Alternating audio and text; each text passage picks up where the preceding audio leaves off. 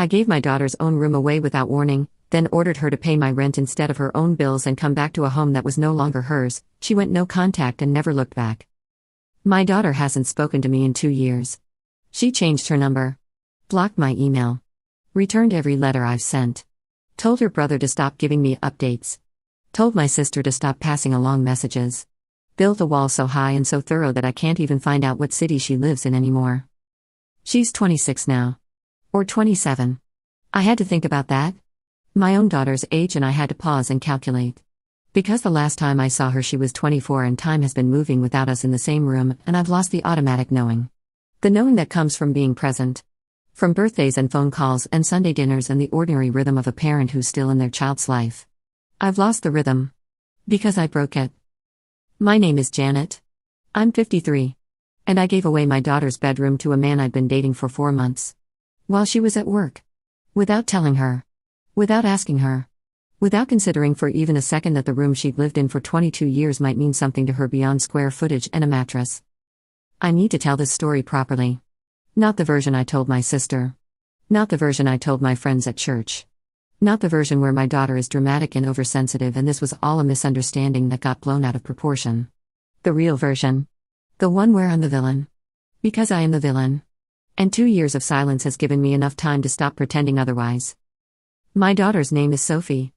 My son's name is Brandon. He's 29. Their father, Leon, and I divorced when Sophie was 9 and Brandon was 12. Standard divorce. Leon moved out. I kept the house. A 3-bedroom rental. Leon paid child support. I worked as a medical receptionist. We managed. Not comfortably. But we managed. After the divorce, it was me and the kids. For 13 years. Just the 3 of us in that house. Brandon in his room. Sophie in hers. Me in mine. The house became ours in a way that went beyond the lease. Sophie's room wasn't just a room. It was her. Lavender walls she'd painted at 14. A bookshelf she'd built with Leon on a weekend visit. Photos on a corkboard she'd been adding to since middle school. A desk where she'd done homework from 5th grade through college. A closet organized the way only Sophie organizes things. By color. Then by season. Then by how often she wears each piece. Specific. Deliberate. Sophie. She lived in that room until she was 22. Saved money. Worked 2 jobs after high school. Retail during the day. Waitressing 3 nights a week. She didn't go to college. Not because she wasn't smart. Because she didn't want the debt. She watched her friends sign loans they didn't understand and she said, I'm not doing that. I'll work. I'll save. I'll figure it out my way. She figured it out. At 22 she moved into an apartment with a roommate. A girl named Becca. 2 bedrooms. East side of the city. $650 a month each. Sophie was proud of that apartment. First thing she'd ever had that was completely hers. Her name on a lease. Her furniture. Her kitchen. Her rules. But she kept her room at my house. Her childhood room. We never discussed it formally. She just left her things there. The bookshelf. The photos. Some clothes she rotated seasonally. A box of journals she'd been writing in since she was 12. Her stuffed animals from when she was little. A bear named Captain that she'd slept with until she was 15 and still kept on the shelf because throwing away Captain would have felt like throwing away a piece of herself. The room was hers. Everybody knew it. Brandon knew it. Leon knew it. I knew it. Sophie's room. Even after she moved out, when she came over for dinner or laundry or just to sit on her old bed and read for an hour because the apartment was noisy and the house was quiet, she'd go to her room. Her room. The safest place she'd ever known. I gave it away. In an afternoon. To a man named Dale. Dale. Let me tell you about Dale because you need to understand who I chose over my daughter. I met Dale on a dating app. 6 months after Sophie moved out. I was lonely. 13 years of single parenting and suddenly the house was quiet and Brandon had moved out 2 years before that and it was just me in a 3-bedroom house with 2 empty rooms and a silence that felt like wait. I went on the app because my coworker said I should. Swiped. Matched. Dale. Dale was 48. Divorced. 2 kids from his first marriage who lived with their mother in another state. He worked in car sales. Drove a truck he was still making payments on. Wore cologne you could smell from across a room. Smiled too much. Told me I was beautiful on the first date and gorgeous on the second, and the love of his life by the fourth week, and at 49 years old, after 13 years of nobody saying those things to me, I swallowed every word without chewing. Dale moved fast. By month 2 he was staying over 4 nights a week. By month 3 he had a drawer. By month 4 he was complaining about driving back and forth, and suggested moving in. I said yes. I said yes because Dale filled the quiet. Dale filled the empty rooms. Dale made me feel like a woman instead of just a mother, and I was so hungry for that feeling that I didn't stop to think about what moving him in actually meant. It meant Sophie's room. Dale needed an office. He did paperwork for the dealership from home some evenings. He needed a desk. A space. The master bedroom was mine. The second bedroom was where I kept a sewing machine and some storage. The third bedroom was Sophie's. Dale said, "What about that room at the end of the hall?" I said, "That's Sophie's room." He said, "She doesn't live here anymore." 5 words. She doesn't live here anymore. And I let those 5 words override 22 years of my daughter's life in that space. Because Dale was standing in front of me and Sophie wasn't. Because Dale was present and Sophie was at her apartment on the east side. Because Dale was filling the quiet and Sophie had already left the quiet, and I chose the person who was there over the person who'd already gone. I didn't tell Sophie. That's the part I can't get past. Not just that I gave the room away. That I didn't tell her.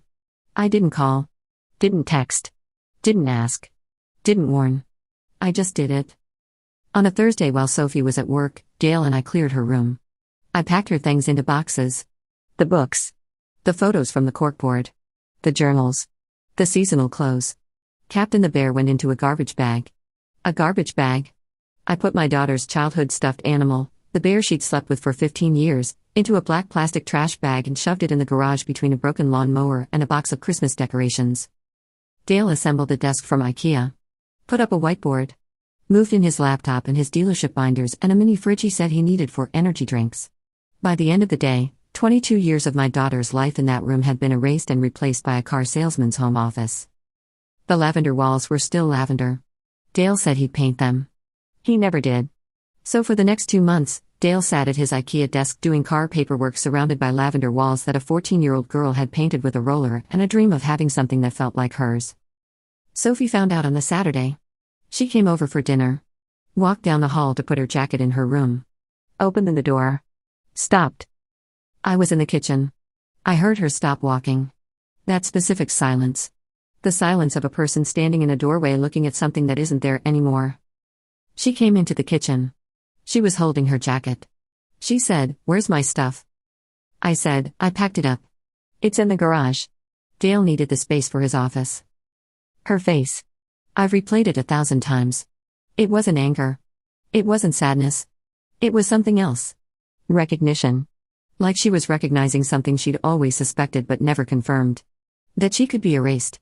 That her place in this house, in this family, in my life, was conditional. That a man with an IKEA desk and a mini fridge could replace 22 years of her existence in an afternoon. She said, "You gave my room away." I said, "Sophie, you don't live here anymore. You have your own apartment. Dale needs." She said, "You gave my room away. Without telling me. Without asking. You put my things in the garage. In garbage bags."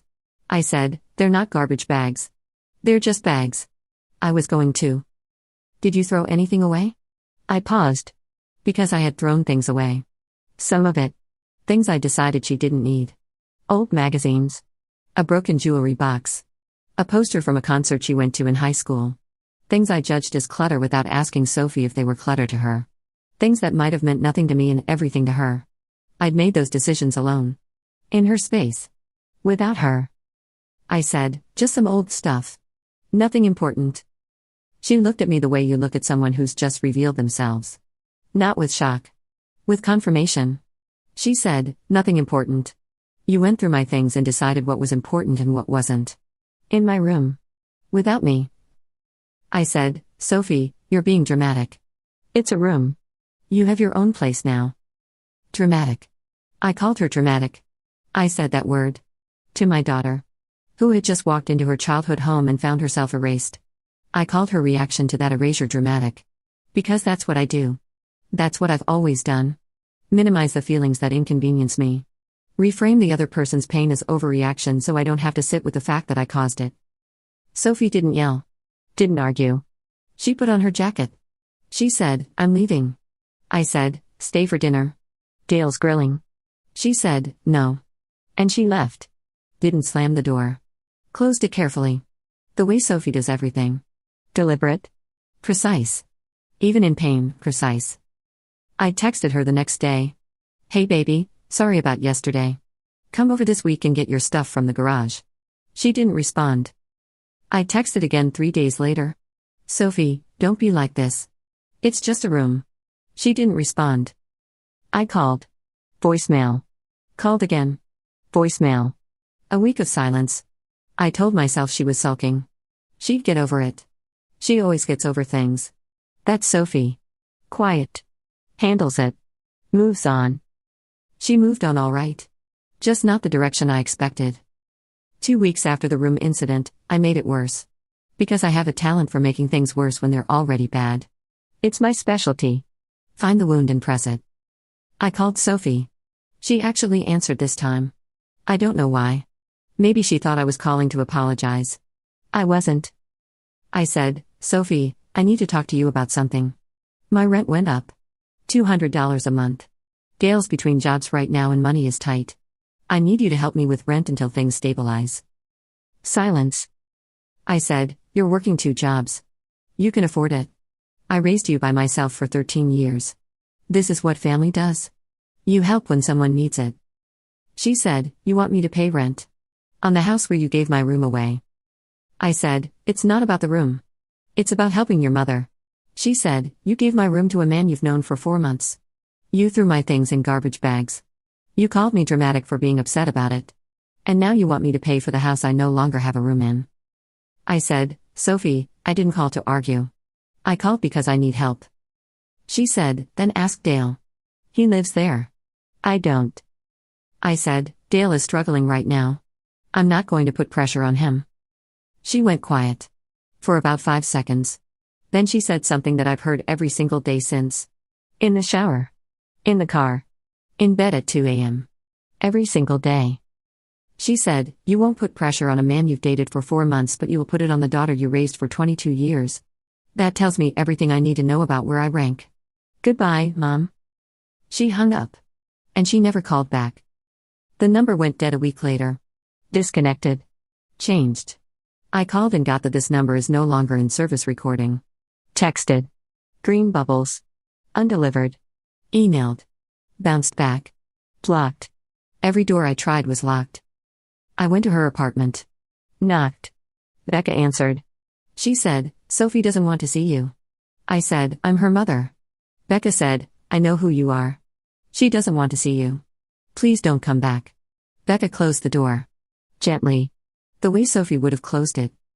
I called Brandon. My son. He's 29. He and Sophie are close. I said, Brandon, talk to your sister. She's overreacting. It was just a room. Brandon was quiet for a second.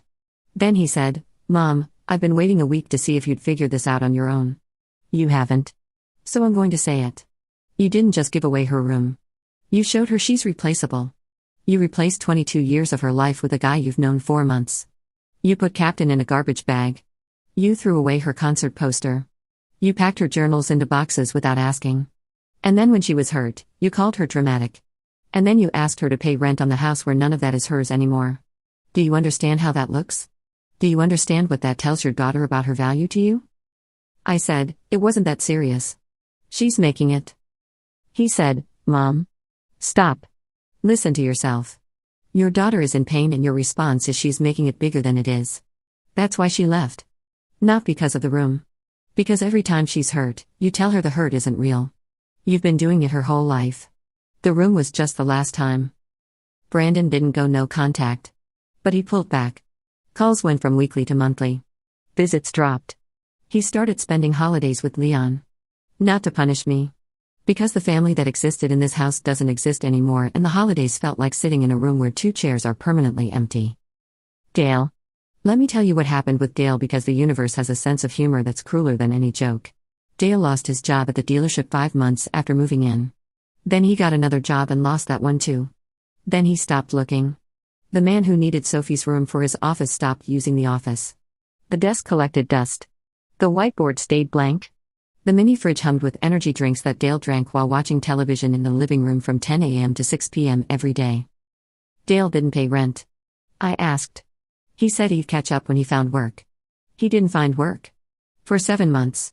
7 months of Dale in Sophie's lavender room doing nothing while I worked double shifts at the medical office to cover rent that I'd asked my estranged daughter to help pay. I kicked Dale out 10 months after he moved in. Not because I had an awakening. Because he cheated. Found messages on his phone. Another woman from the app. He'd been talking to her for 2 months. The man I replaced my daughter for was replacing me before the lavender paint was even covered. Dale left. Took his desk. Took his whiteboard. Took his mini fridge. Left the lavender walls. Left the room empty. Emptier than before. Because before it was empty of Dale's things, it was empty of Sophie's. And now it was empty of everything. I stood in that room after Dale left. Lavender walls. No bookshelf. No corkboard. No journals. No captain. No Sophie. A room that used to be full of a girl who organized her closet by color and season. Now it was just a room. 4 walls and a door and nothing inside worth keeping. I went to the garage. The boxes were still there. I opened them. Her journals were damp from a leak I hadn't noticed. Some of the pages were stuck together. Ruined. 12 years of her private thoughts. Warped and molding in a garage because I'd put them between a lawn mower and Christmas decorations to make room for a car salesman's desk. Captain was in the garbage bag. He was fine. Stuffed animals don't mold. They just wait. I held Captain and I sat on the garage floor and I cried for the first time since Sophie left. Not because of Dale. Because of the bear. Because the bear had been in this bag for 10 months and my daughter hadn't been in this house for 10 months, and both things happened because I made a choice in an afternoon that I can't undo in a lifetime. I tried everything after Dale left. Every path to Sophie. Letters to her apartment. Returned. Messages through Brandon. He said, Mom, she asked me to stop. I have to respect that. Messages through my sister Carol. Carol said, Janet, Sophie called me. She said if I pass along one more message, she'll cut me off too. She means it. I called Leon. Sophie's father. My ex-husband. I said, Leon, please. Talk to her. He said, Janet, I talk to her every week. She's doing great. She's happy. She got promoted at work. She has a new apartment. She's building a life. I said, can you give me her number? He said, no. She asked me not to. And I'm going to honor that because one parent should respect her boundaries even if the other one can't. One parent should respect her boundaries. Leon said that. My ex-husband, who I've criticized for 14 years for not being present enough.